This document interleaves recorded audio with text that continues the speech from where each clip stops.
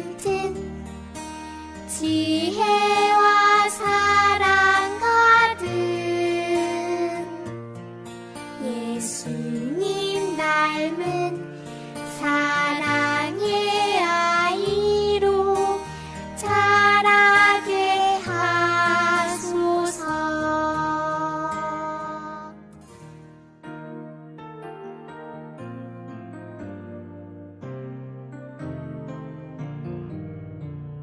예쁜 눈 꼭 감고 두 손 모으며 예쁜 맘 준비하여 기도합니다. 이 시간 하나님께 예배하오니 우리의 예배를 받아주세요.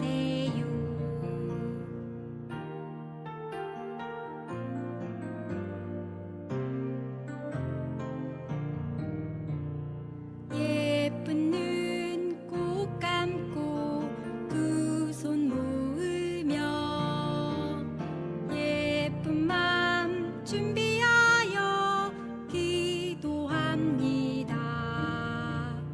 이 시간 하나님께 예배하오니 우리의 예배를 받아주세요.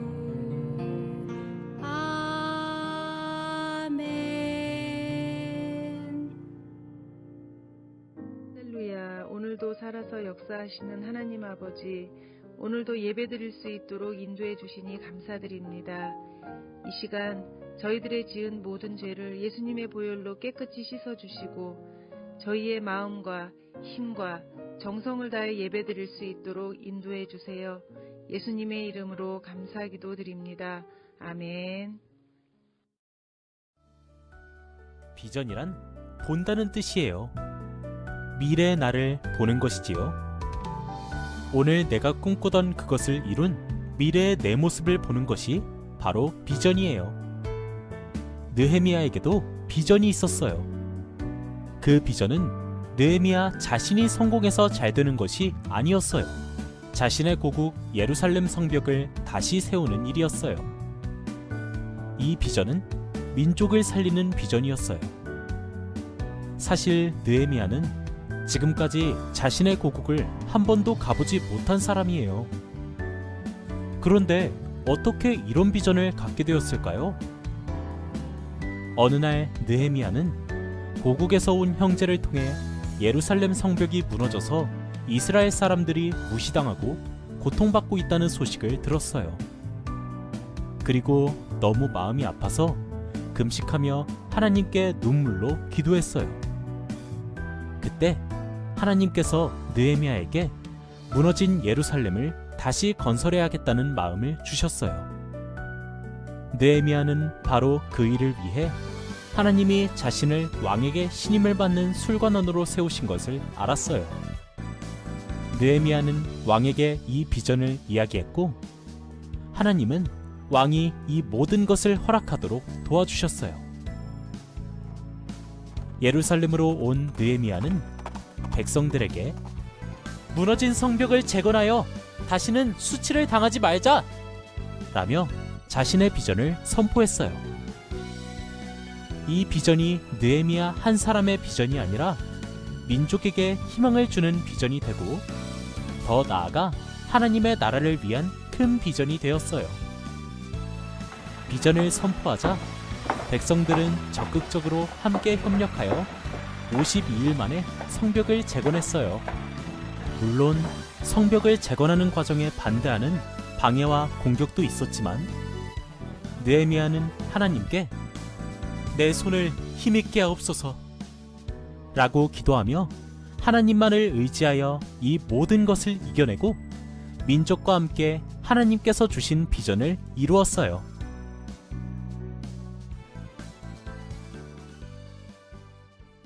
안녕하세요. 반갑습니다. 네, 이번 주는 변화된 삶을 살아요라는 제목으로 함께 말씀 보도록 하겠습니다. 네, 오늘의 말씀입니다. 다 같이 볼게요. 시작. 만일 내게로 돌아와 내 계명을 지켜 행하면 너희 쫓긴 자가 하늘 끝에 있을지라도 내가 거기서부터 그들을 모아 내 이름을 두려고 택한 곳에 돌아오게 하리라 하신 말씀을 이제 청하건대 기억하옵소서. 아멘. 네, 느헤미야서 1장 9절 말씀 가지고 오늘 말씀 같이 보도록 하겠습니다. 지난주 내용들 먼저 간단하게 보고 들어가도록 하겠습니다. 지난주에 말씀드렸다시피 에스라, 느헤미야서는 원래 한 권의 같은 책이었고 이 내용은 그 바벨론 포로기 이후에 이스라엘의 역사를 담고 있는 내용이라고 할 수 있습니다. 전체적인 내용 전개는 수립바벨, 에스라, 느헤미야 이 세 명의 인물을 중심으로 이야기가 전개가 됩니다. 먼저 이 수룹바벨은 1차 포로 기한을 이끌었던 이스라엘의 지도자였어요. 그래서 수룹바벨은 예루살렘 성전을 건축하고 1차 포로 귀환을 이끌게 되는 역할을 담당했었습니다. 그리고 이어서 나타난 인물이 에스라인데 이 에스라는 수룹바벨 포로 귀환 이후에 60년 뒤에 2차 포로 귀환을 이끌게 되고 2차 포로 귀환 이후에 그곳에 이스라엘 백성들에게 하나님의 율법을 다시 가르치고 공동체를 다시 구성하면서 공동체 의식을 함양하게 됩니다. 내용들을 전체적으로 우리가 보면서 알 수 있었던 것은 하나님께서는 타락한 이스라엘 백성들을 멸망하게 하셨고 그들을 포로 생활을 하게 하셨어요. 그럼에도 불구하고 하나님은 그들을 포기하지 않으시고 그들을 다시 고토로 그들의 예루살렘 땅으로 다시 돌아오게 하셨던 것입니다. 그리고 에스라를 통해서 하나님의 말씀에 따라서 사는 공동체를 다시 세우게 하시고 그들을 또 용서하시고 다시 한번 기회를 주시게 됩니다. 그래서 오늘은 느헤미야서를 살펴볼 텐데 바로 이 느헤미야는 수룹바벨, 에스라 이어서 나타났던 이스라엘의 지도자였습니다. 이스라엘 출신으로서 바벨론 이후에 세워졌던 페르시아 왕국의 그 정부의 정부 관료였습니다. 정부 관료로서 나라의 그 수를 관리하는 그런 역할을 담당했었습니다. 2차 포로기한으로부터 5년 뒤에 3차 포로기한을 이끌고 예루살렘 성전을 다시 재건하는 역할을 했었습니다. 예루살렘 성벽이 붕괴가 되고 성문들이 다 불탔다는 소식을 느헤미야는 듣게 됩니다. 그래서 너무 슬픈 나머지 금식을 하고 기도를 하게 돼요. 그러다가 당시의 왕이었던 아닥사스다 왕을 찾아가서 이 상황을 설명하게 됩니다. 예루살렘 성읍들이 다 불타서 그 성읍을 다시 재건할 수 있도록 허락을 구하게 되는 거죠. 이때 이 아닥사스다 왕은 허락해 준 것뿐만 아니라 그들에게 군대 장관도 파견해 주고 또 마병을 또 내주고 건축 자재들을 지원해 주면서 적극적으로 느헤미야를 도와주게 되죠. 그래서 본격적으로 성벽 재건 프로젝트가 시작이 됩니다. 느헤미야가 예루살렘에 돌아왔을 때 그곳에는 그 주변의 나라들이 있었어요. 그런데 이 성벽을 재건하는 과정에서 그들과 갈등이 발생하게 돼요. 느헤미야와 동시대를 살았던 선지자 스가랴서의 책을 보면은 하나님의 나라는 그 새 예루살렘은 성벽이 없고 하나님의 임재가 가득할 것이라고 기록하고 있어요. 그리고 더 중요한 것은 열방의 많은 민족들이 이스라엘 백성들과 함께 하나님의 언약의 백성이 될 거라고 기록하고 있는데 이것과 매우 대조적인 모습이 바로 느헤미야의 모습에서 나타나게 돼요. 주변에 있었던 이방 민족들이 예루살렘 성벽을 짓는 거에 대해서 비웃거나 이런 좋지 못한 행동들을 하긴 했지만 그러나 느헤미야는 예루살렘 주변에 살았던 그 예루살렘 사람들에게 매우 강력하게 대응하게 돼요. 그러면서 그들에게는 이렇게 얘기를 하죠. 너희한테는 예루살렘에서 어떤 기업도 없고 권리도 없고 기억될 바도 없다라고 아주 강경하게 얘기를 하면서 그 주변국들과 매우 적대적인 관계를 이끌어가게 됩니다. 느헤미야는 온전함과 용기를 가지고 있었고 성벽 재건 사업을 정말 충성되게 실시를 했었습니다. 그렇지만 주변국과의 적대적인 관계로 인해서 성벽을 짓는 그 과정에서 무장한 상태로 성벽 공사를 임해야 하는 그런 어려움을 겪기도 했었습니다. 이야기의 어떤 결말적인 부분들을 보면 우리가 크게 두 가지 부분을 볼 수가 있어요. 좀 긍정적인 측면이 있고 또 부정적인 측면이 있습니다. 먼저 긍정적인 측면은 바로 영적 회복이라고 하는 겁니다. 느헤미야는 이 7일 동안 이스라엘 백성들에게 율법을 읽어주고 그들에게 율법에 대해서 다시 가르쳐줘요. 그래서 이 느헤미야의 가르침에 감동한 이스라엘 백성들은 자신들의 죄를 자복하게 되고 또 회개하게 되고 또 하나님의 언약을 회복하는 의지를 내게 되면서 율법에 대해서 하나님의 말씀에 대해서 순종하겠다라는 맹세를 하게 됩니다. 그리고 성벽과 성전이 재건된 거에 대해서 매우 크게 기쁨을 만끽하게 되죠. 이스라엘 백성들의 완전한 회복과 이 성결한 삶으로 뒷이야기들이 전개될 것처럼 보여지는데 그런데 그 엔딩은 조금 이상한 모습으로 나타나게 됩니다. 바로 이 두 번째 이 부정적인 측면이라고 하는 건데 바로 개혁하지 못한 개혁이라고 하는 측면입니다. 느헤미야는 그들에게 하나님의 말씀을 가르치고 그들로부터 맹세를 들었죠. 그러고 나서 느헤미야가 도시들을 돌아보게 돼요.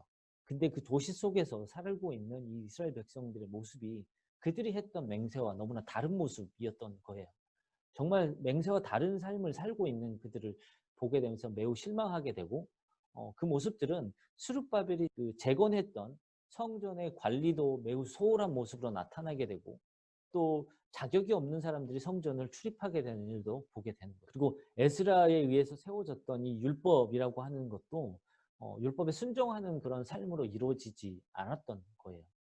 다시 말하자면 안식일에는 이렇게 하나님을 묵상하고 쉬어야 하는데 그 안식일을 지키지 않고 노동을 한다거나 또 그 성전에서 장사를 한다거나 이런 것들이 너무나도 많이 만연한 모습으로 나타났던 것이죠. 느헤미야의 성벽 재건의 의미 또한 동일하게 퇴색되게 됩니다. 어, 성벽 주변으로 시장들이 들어서게 돼요. 그래서 거기에서 너무나 활발하게 장사들이 일어나게 되고 그리고 심지어는 이 성벽 밑에서 잠을 자는 사람들도 나타나게 됩니다. 그래서 이것을 본 느헤미야는 정말 크게 분노하게 돼요. 그래서 이방 여인과 결혼한 그 이스라엘 백성들이 있었는데 또 그들이 자녀들이 또 있었겠죠. 근데 그들이 또 히브리어를 잘 하지 못하는 것들을 보고 알게 되면서 그들에게 아주 강력하게 비난을 퍼붓고 저주를 하는 말들을 하게 됩니다. 심지어는 그들의 머리카락을 다 뽑아버리는 그런 일들을 하기까지 폭력적인 모습도 나타나게 돼요. 마지막 부에 보면 이 에레미야서 마지막에 보면 그 느헤미야의 기도가 나오는데 좀 이상해 보이는 모습들이 있습니다. 이런 기도를 해요. 저들의 죄를 잊지 마시고 나의 공로만은 기억해 주세요. 이런 이상한 기도를 통해서 이 느헤미야서가 끝나게 돼요. 그 느헤미야서에 보면 이 네 가지 이벤트들이 나타나잖아요. 근데 이 네 가지 이벤트의 이 네 가지 사건들의 결말들이 매우 비슷한 모습으로 나타나게 됩니다. 먼저 이 스룹바벨이 나타났던 이 사건도 동일하게 갈등의 모습으로 나타나고 에스라 또한 그 이방 아내들과 자녀를 추방하라고 하는 그 강경한 모습이 나타나죠. 그리고 느헤미야도 마찬가지로 주변국과의 갈등을 벌이게 되고 그들을 또 저주하게 돼요. 또 이스라엘 백성들 역시도 자신들의 맹세와 다르게 변함없는 삶을 살게 되면서 느헤미야의 분노를 자아내게 됩니다. 근데 여기서 우리가 질문을 해볼 필요가 있습니다. 그렇다면 이러한 결말이 어떻게 성경 전체의 문맥과 연결이 되느냐 하는 것이 되겠습니다. 이 전체적으로 느헤미야서 보면은 이 도입부에서는 매우 희망적인 도입부를 나타내요. 그리고 결말에 가서는 매우 실망스러운 결말로 끝이 나게 됩니다. 즉 다시 말하면 이스라엘 백성들은 다시 자신들의 고토로 돌아왔고 성전도 성벽도 다 세웠어요. 그럼에도 불구하고 이들의 영적인 상태는 포로기 이전에 타락했던 그들의 상태와 하나도 변한 게 없었던 겁니다. 에스라와 느헤미야가 정말 최선을 다해서 이스라엘 백성들에게 방향을 제시해주고 율법을 가르쳐주고 하나님의 가르침들을 계속해서 주었지만 그들의 삶 속에 있었던 근본적인 정치적인 문제와 사회적인 측면에 있어서의 어떤 그 근본적 개혁은 그러니까 이들의 삶을 옳은 방향으로 이끌어 주는 이 근본적인 가치관과 그들의 마음은 전혀 개혁되지 못했다라는 것입니다. 몸은 돌아왔지만 마음은 여전히 식민지 상태, 포로기 상태에 머무는 여전히 죄에 묶인 상태로 살고 있었던 것입니다. 이야기의 결론들을 보면 에레미야서 31장과 에스겔서 36장에서 이야기하고 있는 그 새 언약의 메시지와 동일하다고 볼 수가 있습니다. 그러니까 진정 하나님의 백성들에게 필요했던 것은 다른 것이 아니고 하나님을 사랑하고 하나님을 순종하기까지 그 마음의 진정한 변화들이 일어나는 것, 그러니까 새로운 마음이 생겨나는 것이었습니다. 이야기의 끝은 분명히 너무나도 실망스럽고 암울한 결말입니다.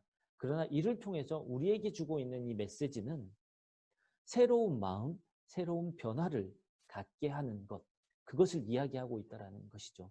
그래서 성경은 지혜서와 예언서를 통해서 이러한 하나님의 희망적인 메시지를 계속해서 우리에게 전해주고 있습니다. 그 메시지는 그럼 어떤 메시지입니까? 하나님은 언약의 약속을 성취하기 위해서 우리들을 위해서 지금까지 정말 많은 일들을 해오셨고 지금도 하고 계시고 앞으로도 끊임없이 우리를 변화되게 하는 일들을 하실 거라는 것입니다. 자, 적용입니다. 그래서 우리는 변화된 삶을 살아야 합니다. 그러니까 종교적인 의식을 해나가는 것 자체로 끝나는 우리의 삶들이 아니고 기도하고 주일 성수하고 말씀 보면서 다짐하는 것에서 멈춰 있는 그런 모습이 우리들의 모습이라면 이제는 우리들이 신학적인 훈련과 이 열심이 우리의 삶의 현장에서 드러나는 그런 삶을 언약의 백성의 참된 모습, 그 개혁된 그리스도인의 모습을 살아가는 것이 필요하다는 겁니다. 마음의 변화를 입어서 그리고 우리 아이들과 배우자를 사랑할 수 있는 그런 삶이 우리에게 나타나야 한다는 것입니다. 더 나아가서 우리의 직장에서도 세상적인 가치관과 그 기준에 휘둘리는 것이 아니고 하나님의 백성된 그 백성된 관계를 만들어갈 수 있는 하나님의 백성된 삶으로서 직장에서의 직장 동료들과의 그 올바른 관계를 만들어갈 수 있는 그런 삶이 나타나야 한다는 것입니다. 두 번째는 우리를 변화시키는 그 하나님을 믿어야 한다는 것이에요.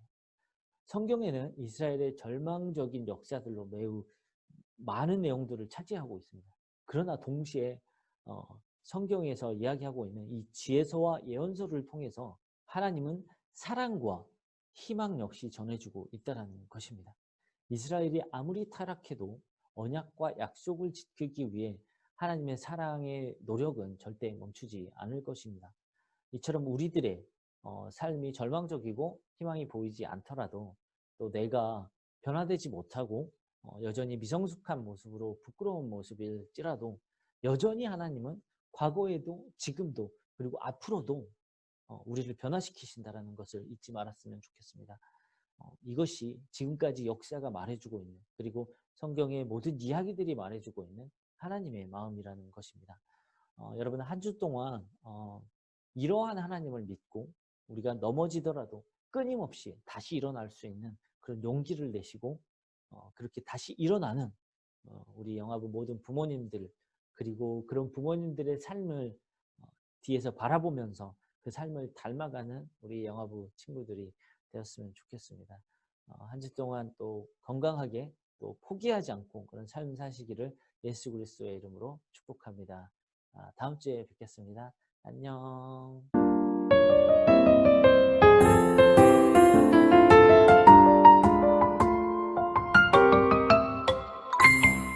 하늘에 계신 우리 아버지여 이름이 거룩히 여김을 받으시오며 나라의 임하옵시며 뜻이 하늘에서 이룬 것 같이 땅에서도 이루어지이다. 오늘날 우리에게 일용할 양식을 주옵시고 우리가 우리에게 죄 지은 자를 사하여 준 것 같이 우리 죄를 사하여